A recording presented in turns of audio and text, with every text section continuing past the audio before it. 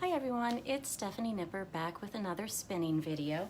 Today what I wanted to show you is how I plan to spin this bat that I purchased at the Kentucky Sheep and Fiber Festival. It is something I purchased from Apothecary's Luxury Fiber Arts. See if I can get her card there. And she had some beautiful naturally dyed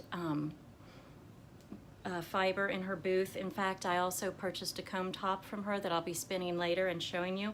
But this one I just absolutely loved because I love the natural colors or the softer, more muted colors and all of the texture that she has in this bat. I hope you can see how beautifully done this is. And I think she's got let's see, it says on here, this is 18 micron merino, silk, linen and flax, a little bit of Lincoln, and it's dyed using eco-friendly dyes. So I really love that. I love the soft colors here, the blues and the browns and a little bit of cream. So when I spin an art bat like this, one of my main things that I want to do is to preserve the texture.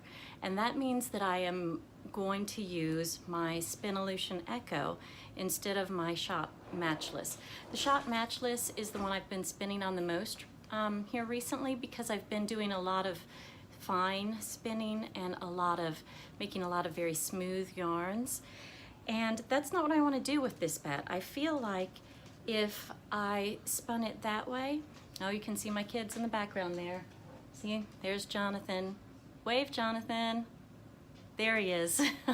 And there's one of my dogs, Whitman. Like I said, if you watch any of my videos, you're going to see kids and dogs and who knows what else running through the house. Anyway, back to fiber. If I was using the Matchless to spin this bat, I would lose a lot of what makes it so special. And what makes it so special is that texture, that mix of different fibers. So I was thinking about it, and the best way to preserve this, I was thinking initially I could do a thick and a thin, and then ply it with a commercial yarn that's similar in color so that the commercial yarn could kind of disappear. And I will be doing that when I ply this, this particular bat. But what I think I'm going to do to preserve more of the texture is to core spin this bat.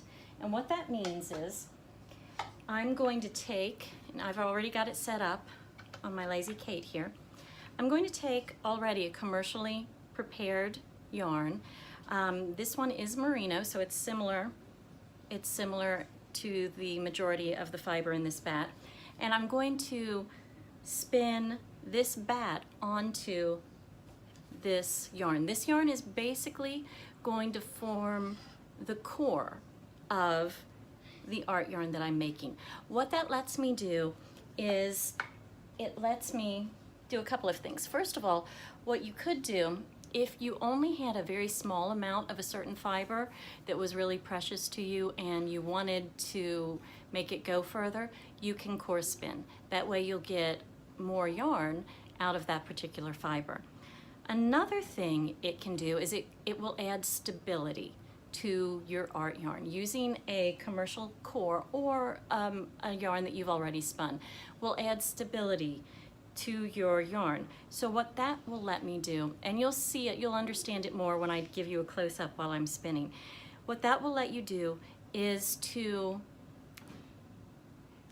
the best way to put it until you see it is to be a little freer with your fiber while you're spinning. You don't have to compress so much air out of it. So what we'll be doing is a woolen preparation, which means that the fibers are not going to be aligned and then compressed so it makes a very thin, slick yarn. Instead, we're going to let pockets of air gather in those fibers while we're spinning, so it makes a nice, lofty, airy yarn. And you'll see that when I do this core spinning technique. So let's just get to it. What I've got, oh, before we do, one more thing. I want to tell you, before you start core spinning, what you want to do is you want to take whatever yarn is going to be your core. And in this case, I chose this merino. And it could be acrylic, it could be, you know, something you've picked up at Joann or Michael's craft store, it doesn't matter. This is just what I had on hand. And I chose this one for two reasons. One, I had it on hand, and two, if for some reason the core would show through, it will blend in nicely with this bat. So with this bat, I wouldn't want to choose a bright neon color that might show through some of the fiber that I'm doing here, okay? But that's the reason I chose this. What you want to do to prepare this is, because you are going to be spinning clockwise when we do our initial spin, you want to take this already prepared yarn, which is already balanced, is already spun clockwise and then plied counterclockwise, and you want to just run it through your wheel and spin it counterclockwise, okay? So that when you are doing the core spinning, this core yarn is already a little overspun, and so spinning it clockwise will help it return to that normal balanced state. Okay, so what you're doing is you're just adding a little bit of twist in the opposite direction so that you can unspin that twist when you are initially core spinning, okay? So I can hear my kids having a fight back there. Guys, settle down. I know it's the dog, but you guys settle down too. Okay, see, I told you, kids and dogs everywhere. We're actually starting to think about moving within the next year, so things are a little chaotic here. That's why I haven't had as many videos up. So anyway, I'll talk more about that in a later video. Let's get going, and I will show you how to core spin to keep a textured bat. Okay, so the first thing we have to do is we have to decide how we are going to split this bat to spin it. So you can see it's been folded up several times. So I'm going to open it up, and what I'm going to do is I'm just going to pull a strip off vertically, okay? I could go horizontally. Actually, I might do that. I think I will. Normally I will pull strips vertically off of a bat, but this one, you see how the texture is horizontal? You see that everything is this way? So what I'm going to do is pull the strips horizontally, okay? And I'm just gonna do this. You see how it's already kind of thin and divided here? I'm just gonna pull that little bit off, okay? And I'll just keep doing that throughout the bat as I'm spinning. And what you can do is, okay, so we've got this piece first. Let's say you were looking at your bat and you really like this nice area right here that is all brown. I could jump and pull this area off and spin it next. So you can rearrange. You do not, there's no law that says you have to spin the bat exactly as it has been created, okay? And you could also, if you wanted to, you could sort of zigzag as you're pulling off pieces, and I'll show you that in a different video when I'm wanting to keep a colorway in order. But you could pull off here and then stop before you get to this section and go back. I'll show you that later. But I think that for right now, you see with me, with the kids and everything, it's easier for me to keep track or to start and stop spinning if I just have short pieces here. Then I can start and stop and pick it up. Okay, so I have my Spinolution wheel set up. I have my piece of the art bat that I'm going to spin, and over here on my left I have my prepared core yarn, okay? Now if you want to put this on your right, that's fine. There's no law saying you have to have it on your left. This is just what works for me, okay? So what I'm going to do is I'm going to take this core yarn. Can you see that? I'm going to take that and my leader, I have it opened up here, and I'm just going to put the core through the leader like this so that they are connected. I've got this on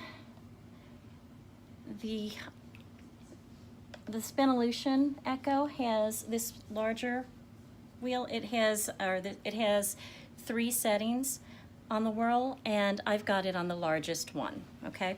So as I go along here, first I just want to get the leader and the core yarn onto my wheel, get it started here. Okay, so what I'm going to do is I'm going to take this Batt, I'm going to lay it down. See, I'm holding it so that it's horizontal like this, and I've got the core yarn vertically. So basically it's almost like a T. So you've got the core yarn vertically pointing toward your stomach, and you're going to just take some of this Batt, lay it down on top of your core, take your thumb here from your hand that's holding the core yarn, and you're going to trap it. You're going to put it down on top of the art Batt, and you're going to draft back. You're going to pull back. Can you see that? Okay? And then you're going to let it wind on here. So let me show you, and I'm going to show you a couple of times. Don't worry. Once you get the hang of this, it is so easy. I'm going to change my intake a little.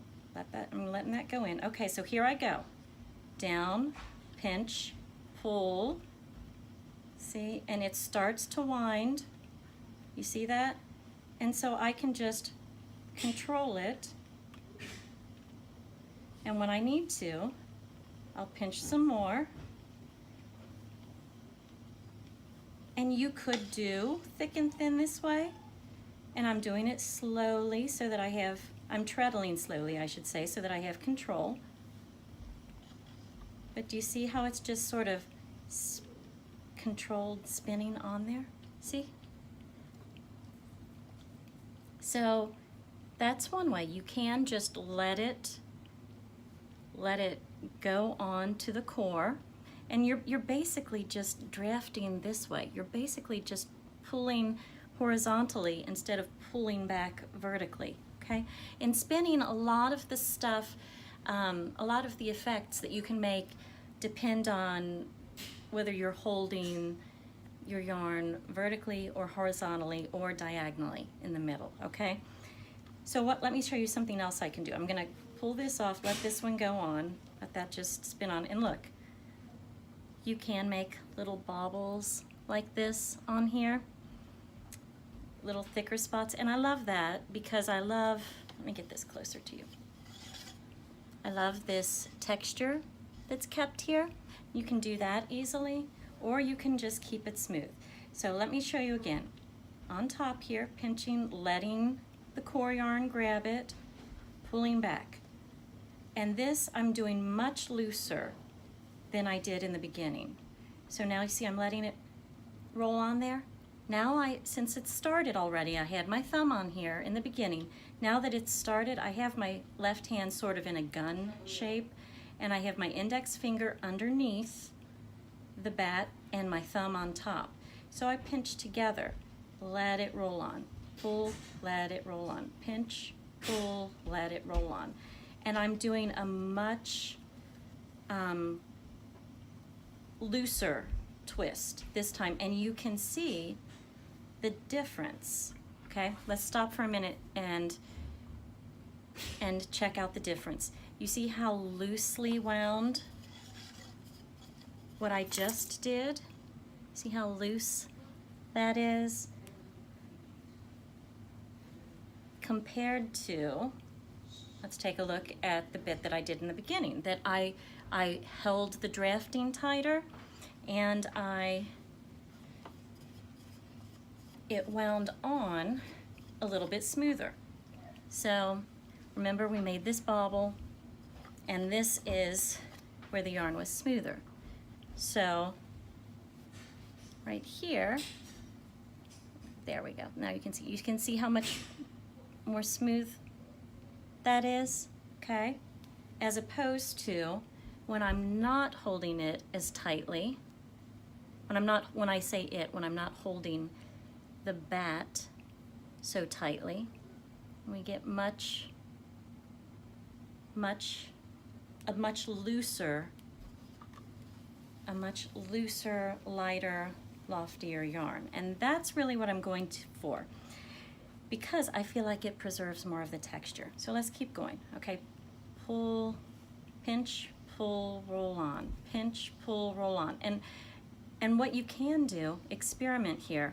What I'm doing is I'm pulling, letting it roll on, and instead of, when I pinch and draft here, okay? Instead of just holding my hands here like this and letting the fiber, letting the core yarn pull the fiber on, to make it loftier, you kind of push the yarn forward. So you draft it out, and then you push the yarn forward. And you see, that captures a little bit more air, gives you a little bit more texture, okay? So there we go. Now I've got these nice, big, sort of bobbles on here, and that's what I'm looking for. So I'm going to pinch, pull, and then push forward. Pinch, pull, push forward. Pinch, pull, push forward. Pinch, pull, push forward, okay? So again, the difference, if you want it to be smoother, you're going to pinch, pull, and keep this hand with your fiber supply steady and let the core pull your yarn and wrap it around. If, on the contrary, you want a higher, more highly texturized yarn, you're going to pinch, pull, and then bring your hand in. Pinch, pull, bring your hand in. But what you want to watch for when you're doing that is you want to make sure that you're not overwinding this part, this yarn that you've already put on there. So you need to get going a little bit faster so that the yarn you've already spun isn't overwound, okay? Because that's what you can do. The yarn that you've already pulled on there, it can get overwound really quickly.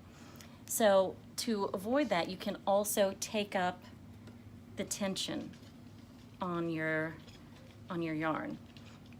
And I just have to stop here and say, I love Spinolution wheels because they have these pegs and nothing gets stuck on there. I can spin nice, big, thick chunks of fiber like that and they don't get stuck. Whereas had I been doing this on my matchless, it would definitely be stuck. Now see, I might have done my uptake a little bit too much, but you see how quickly I'm doing this now so that there's not, so I'm not killing the twist. But look at that, isn't that nice and pretty? I love how big and thick that is. And this is making such a gorgeous core spun textured yarn. Spinning is wonderful because it's just so versatile. I'm going to turn this down a little bit, too much uptake. And you just have to play with it and find what's comfortable for you. But the reason I love spinning, in addition to just it being such a calming, meditative act, is that there's no end to what you can create while you're spinning. Really, the only limit is how well you know your tools and your imagination. For example, if I hadn't known my tools well enough, if I had tried to spin this yarn on my matchless, which is right over there, it would not work at all. For one thing, my matchless has those little hooks and everything would get caught on it. For another thing, it's not set up to handle with the lower ratios, lower spinning ratios. I could probably get it there, but I like using my matchless for finer yarns, and I like my Spinolution for nice, thick, fun art yarns here. So you see, I'm not even being careful with the amount that I'm drafting out as I work here. In some places I'm pulling a thinner amount, and then, like right there, and then I might just be like, okay, this is going to be a thicker spot. It's just totally up to you. You can control it. So I want to get to the end of this section and show you how you would join, since I only pulled off and I'm doing just a little bit at a time. Okay, so we are getting to the end of this section of fiber. Okay. Oh, and one thing I haven't mentioned, you need to keep tension on this core yarn, okay? Don't let it flop forward like that or let go of it, because you want the twist to build up a little bit, just a little, in this core yarn so that it will grab your fiber and pull it on here, okay? So what I'm doing, how I'm doing that is I'm just sort of, I have my little finger, my last two fingers on my left hand, and I have the yarn trapped between there, and that's how I'm controlling the tension, okay? So here we go. I am at the end of this section already of this bat. So I'm going to stop while I have a little bit of a tail here. See, just a little. And I'm going to put this here, park it so that I can now pull off another section of the bat. Now I know I'm doing this horizontally, and I started on this end, and that's what I'm going to continue to do. But again, you could go with the other, you could go with any order you want, okay? You're not constrained by anything. There is no one right way only to do this, okay? So now I have this lovely section that's a lot of blue, which happens to be my favorite color of blue here, my favorite shade. And all I'm going to do is exactly what I did in the beginning. I'm going to take this end, I'm going to lay it right on top here of my core yarn, just like this. Add tension on my core, and I'm going to just start spinning, letting that tension pull the fiber in. And so you see, I just keep going that way. And now I have to change the pegs again. So that's all there is to it, really, if you want to core spin a bat like this. Now I am going to let you know that when I'm finished with this, I do plan to ply it with I have a thin commercially prepared mohair that I'm going to ply this with, and the reason I'm doing that is just to add a little bit more stability. Because this is loosely wrapped, I don't want it to fall apart whenever I am deciding what I'm going to make with it. So I will do that, and I will film that for you later. I hope you've enjoyed this video. If you would, please like and subscribe. Also, if there's something you'd want to see in the future, please leave me a comment below, and I will do my best to take care of that for you. Until next time, I'm Stephanie Nipper. Thanks for watching.